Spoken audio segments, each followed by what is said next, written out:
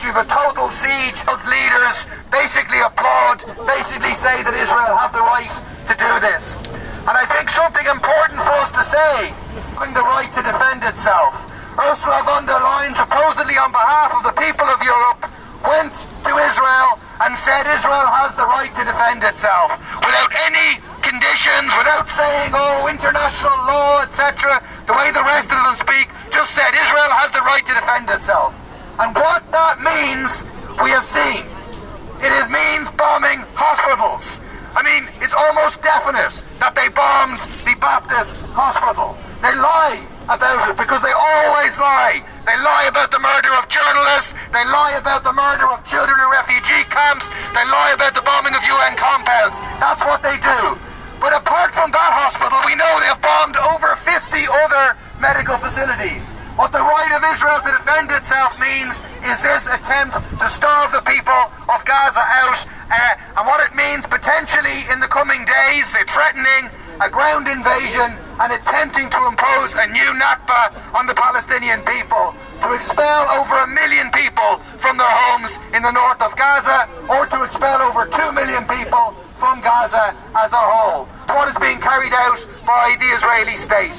And so it's vital that we raise our voices to say no, we oppose Israeli apartheid, we oppose the ethnic cleansing, we oppose the genocide, and to say that ourselves against what is currently taking place. They're the right to rise up against the Israeli occupation, to engage in general strike like has happened in the West Bank, and they have the right to armed resistance against the IDF, not targeting civilians of course, but if the IDF comes in, tries to invade Gaza, I know whose side that I'm on. I'm on the side of the Palestinians. I'm for the defeat of the IDF and their expulsion from Gaza and the liberation of Palestine.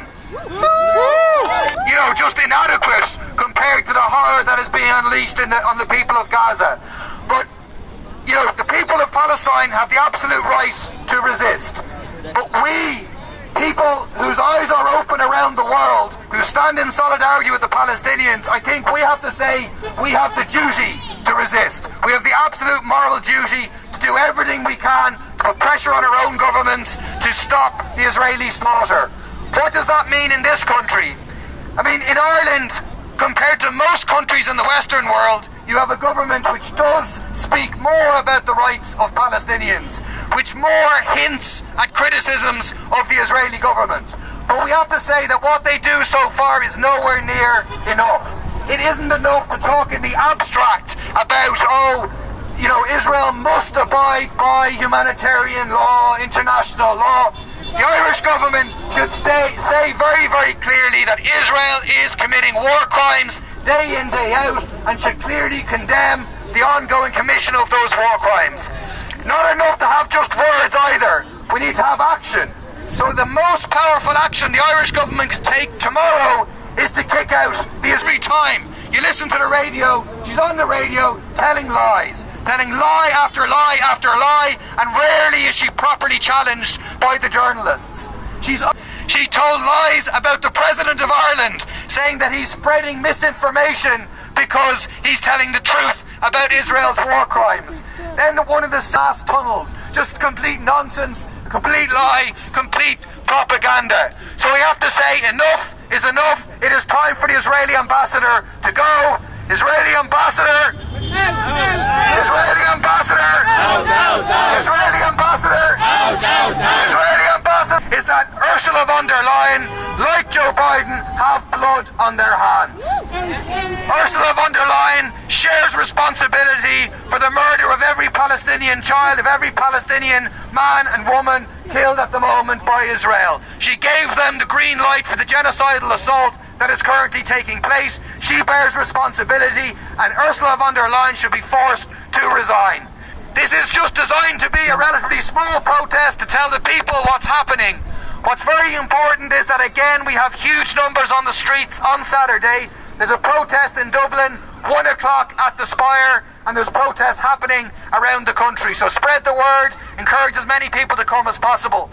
The other thing I just wanted to mention before opening it up to others who want to speak, if you want to speak about your experience, maybe you have a family member in Gaza, speak about your opinion, you're very, very welcome to speak here. But then when we're finished speaking, what I suggest is that those of us who want to, we go around the corner where there's a Lidl which stocks Israeli products, and we go in being very respectful to the worker from the shelves. We bring them to the front, we ask to speak to a manager, and we ask Lidl to say we won't be stocking any more Israeli products. And to tell people that as well as coming on the protest, as well as contacting their TDs, that is another thing that they can do to assist, is to join in the boycott, divestment and sanctions campaign and don't buy any Israeli products. Thank you very much.